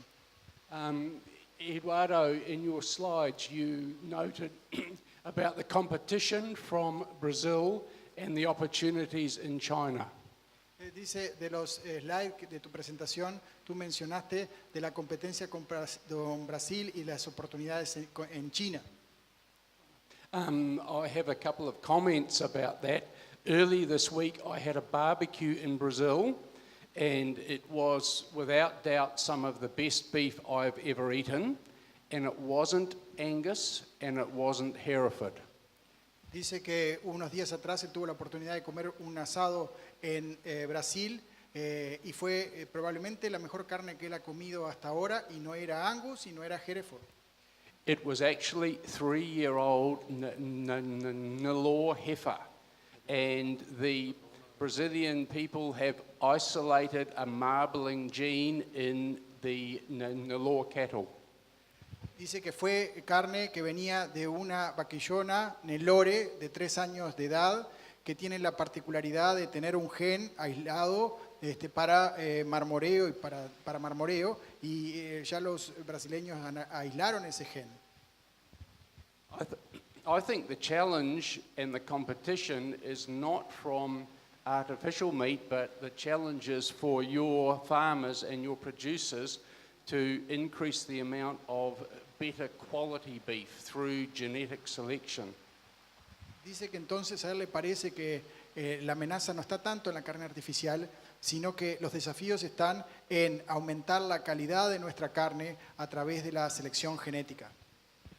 There are consumers all over the world, including Asia and China, that are prepared to pay a much higher premium for beef, but it must be traceable, have full traceability.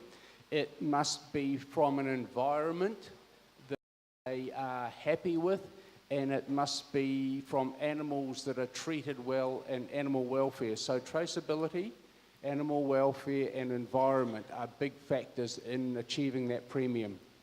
Entonces dice que hay consumidores en el mundo, incluido Asia, China, que pueden pagar mucho más por la carne, pero basado en 3 elementos que eran los que tú mencionaste: trazabilidad, ambiente y bienestar animal, que estén felices.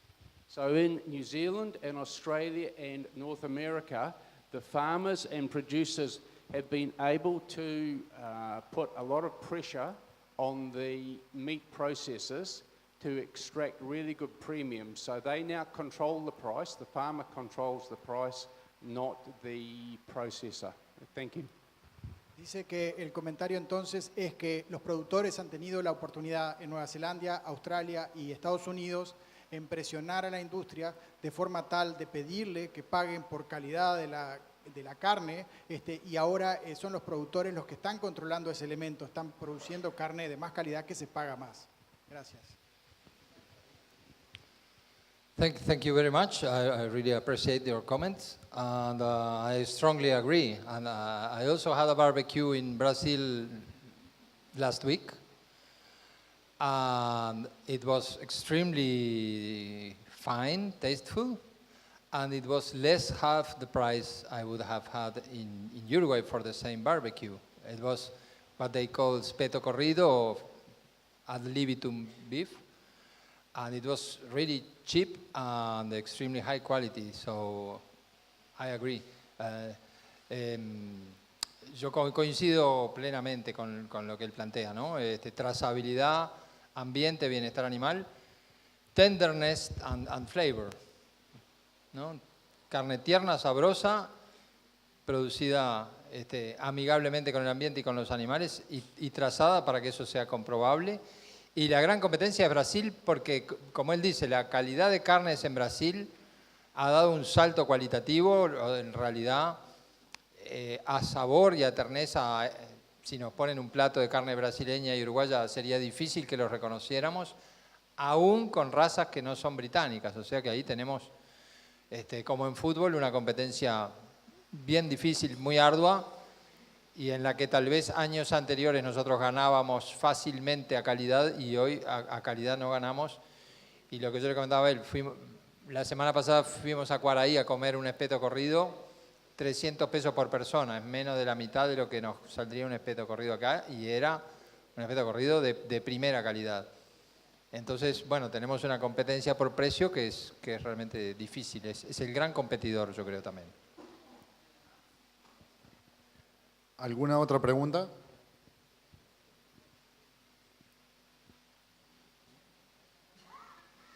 Bueno, muchas gracias a todos. Vamos a dar una miradita en los toros ahora, como lo dijo Guillermo, y luego los esperamos para el almuerzo.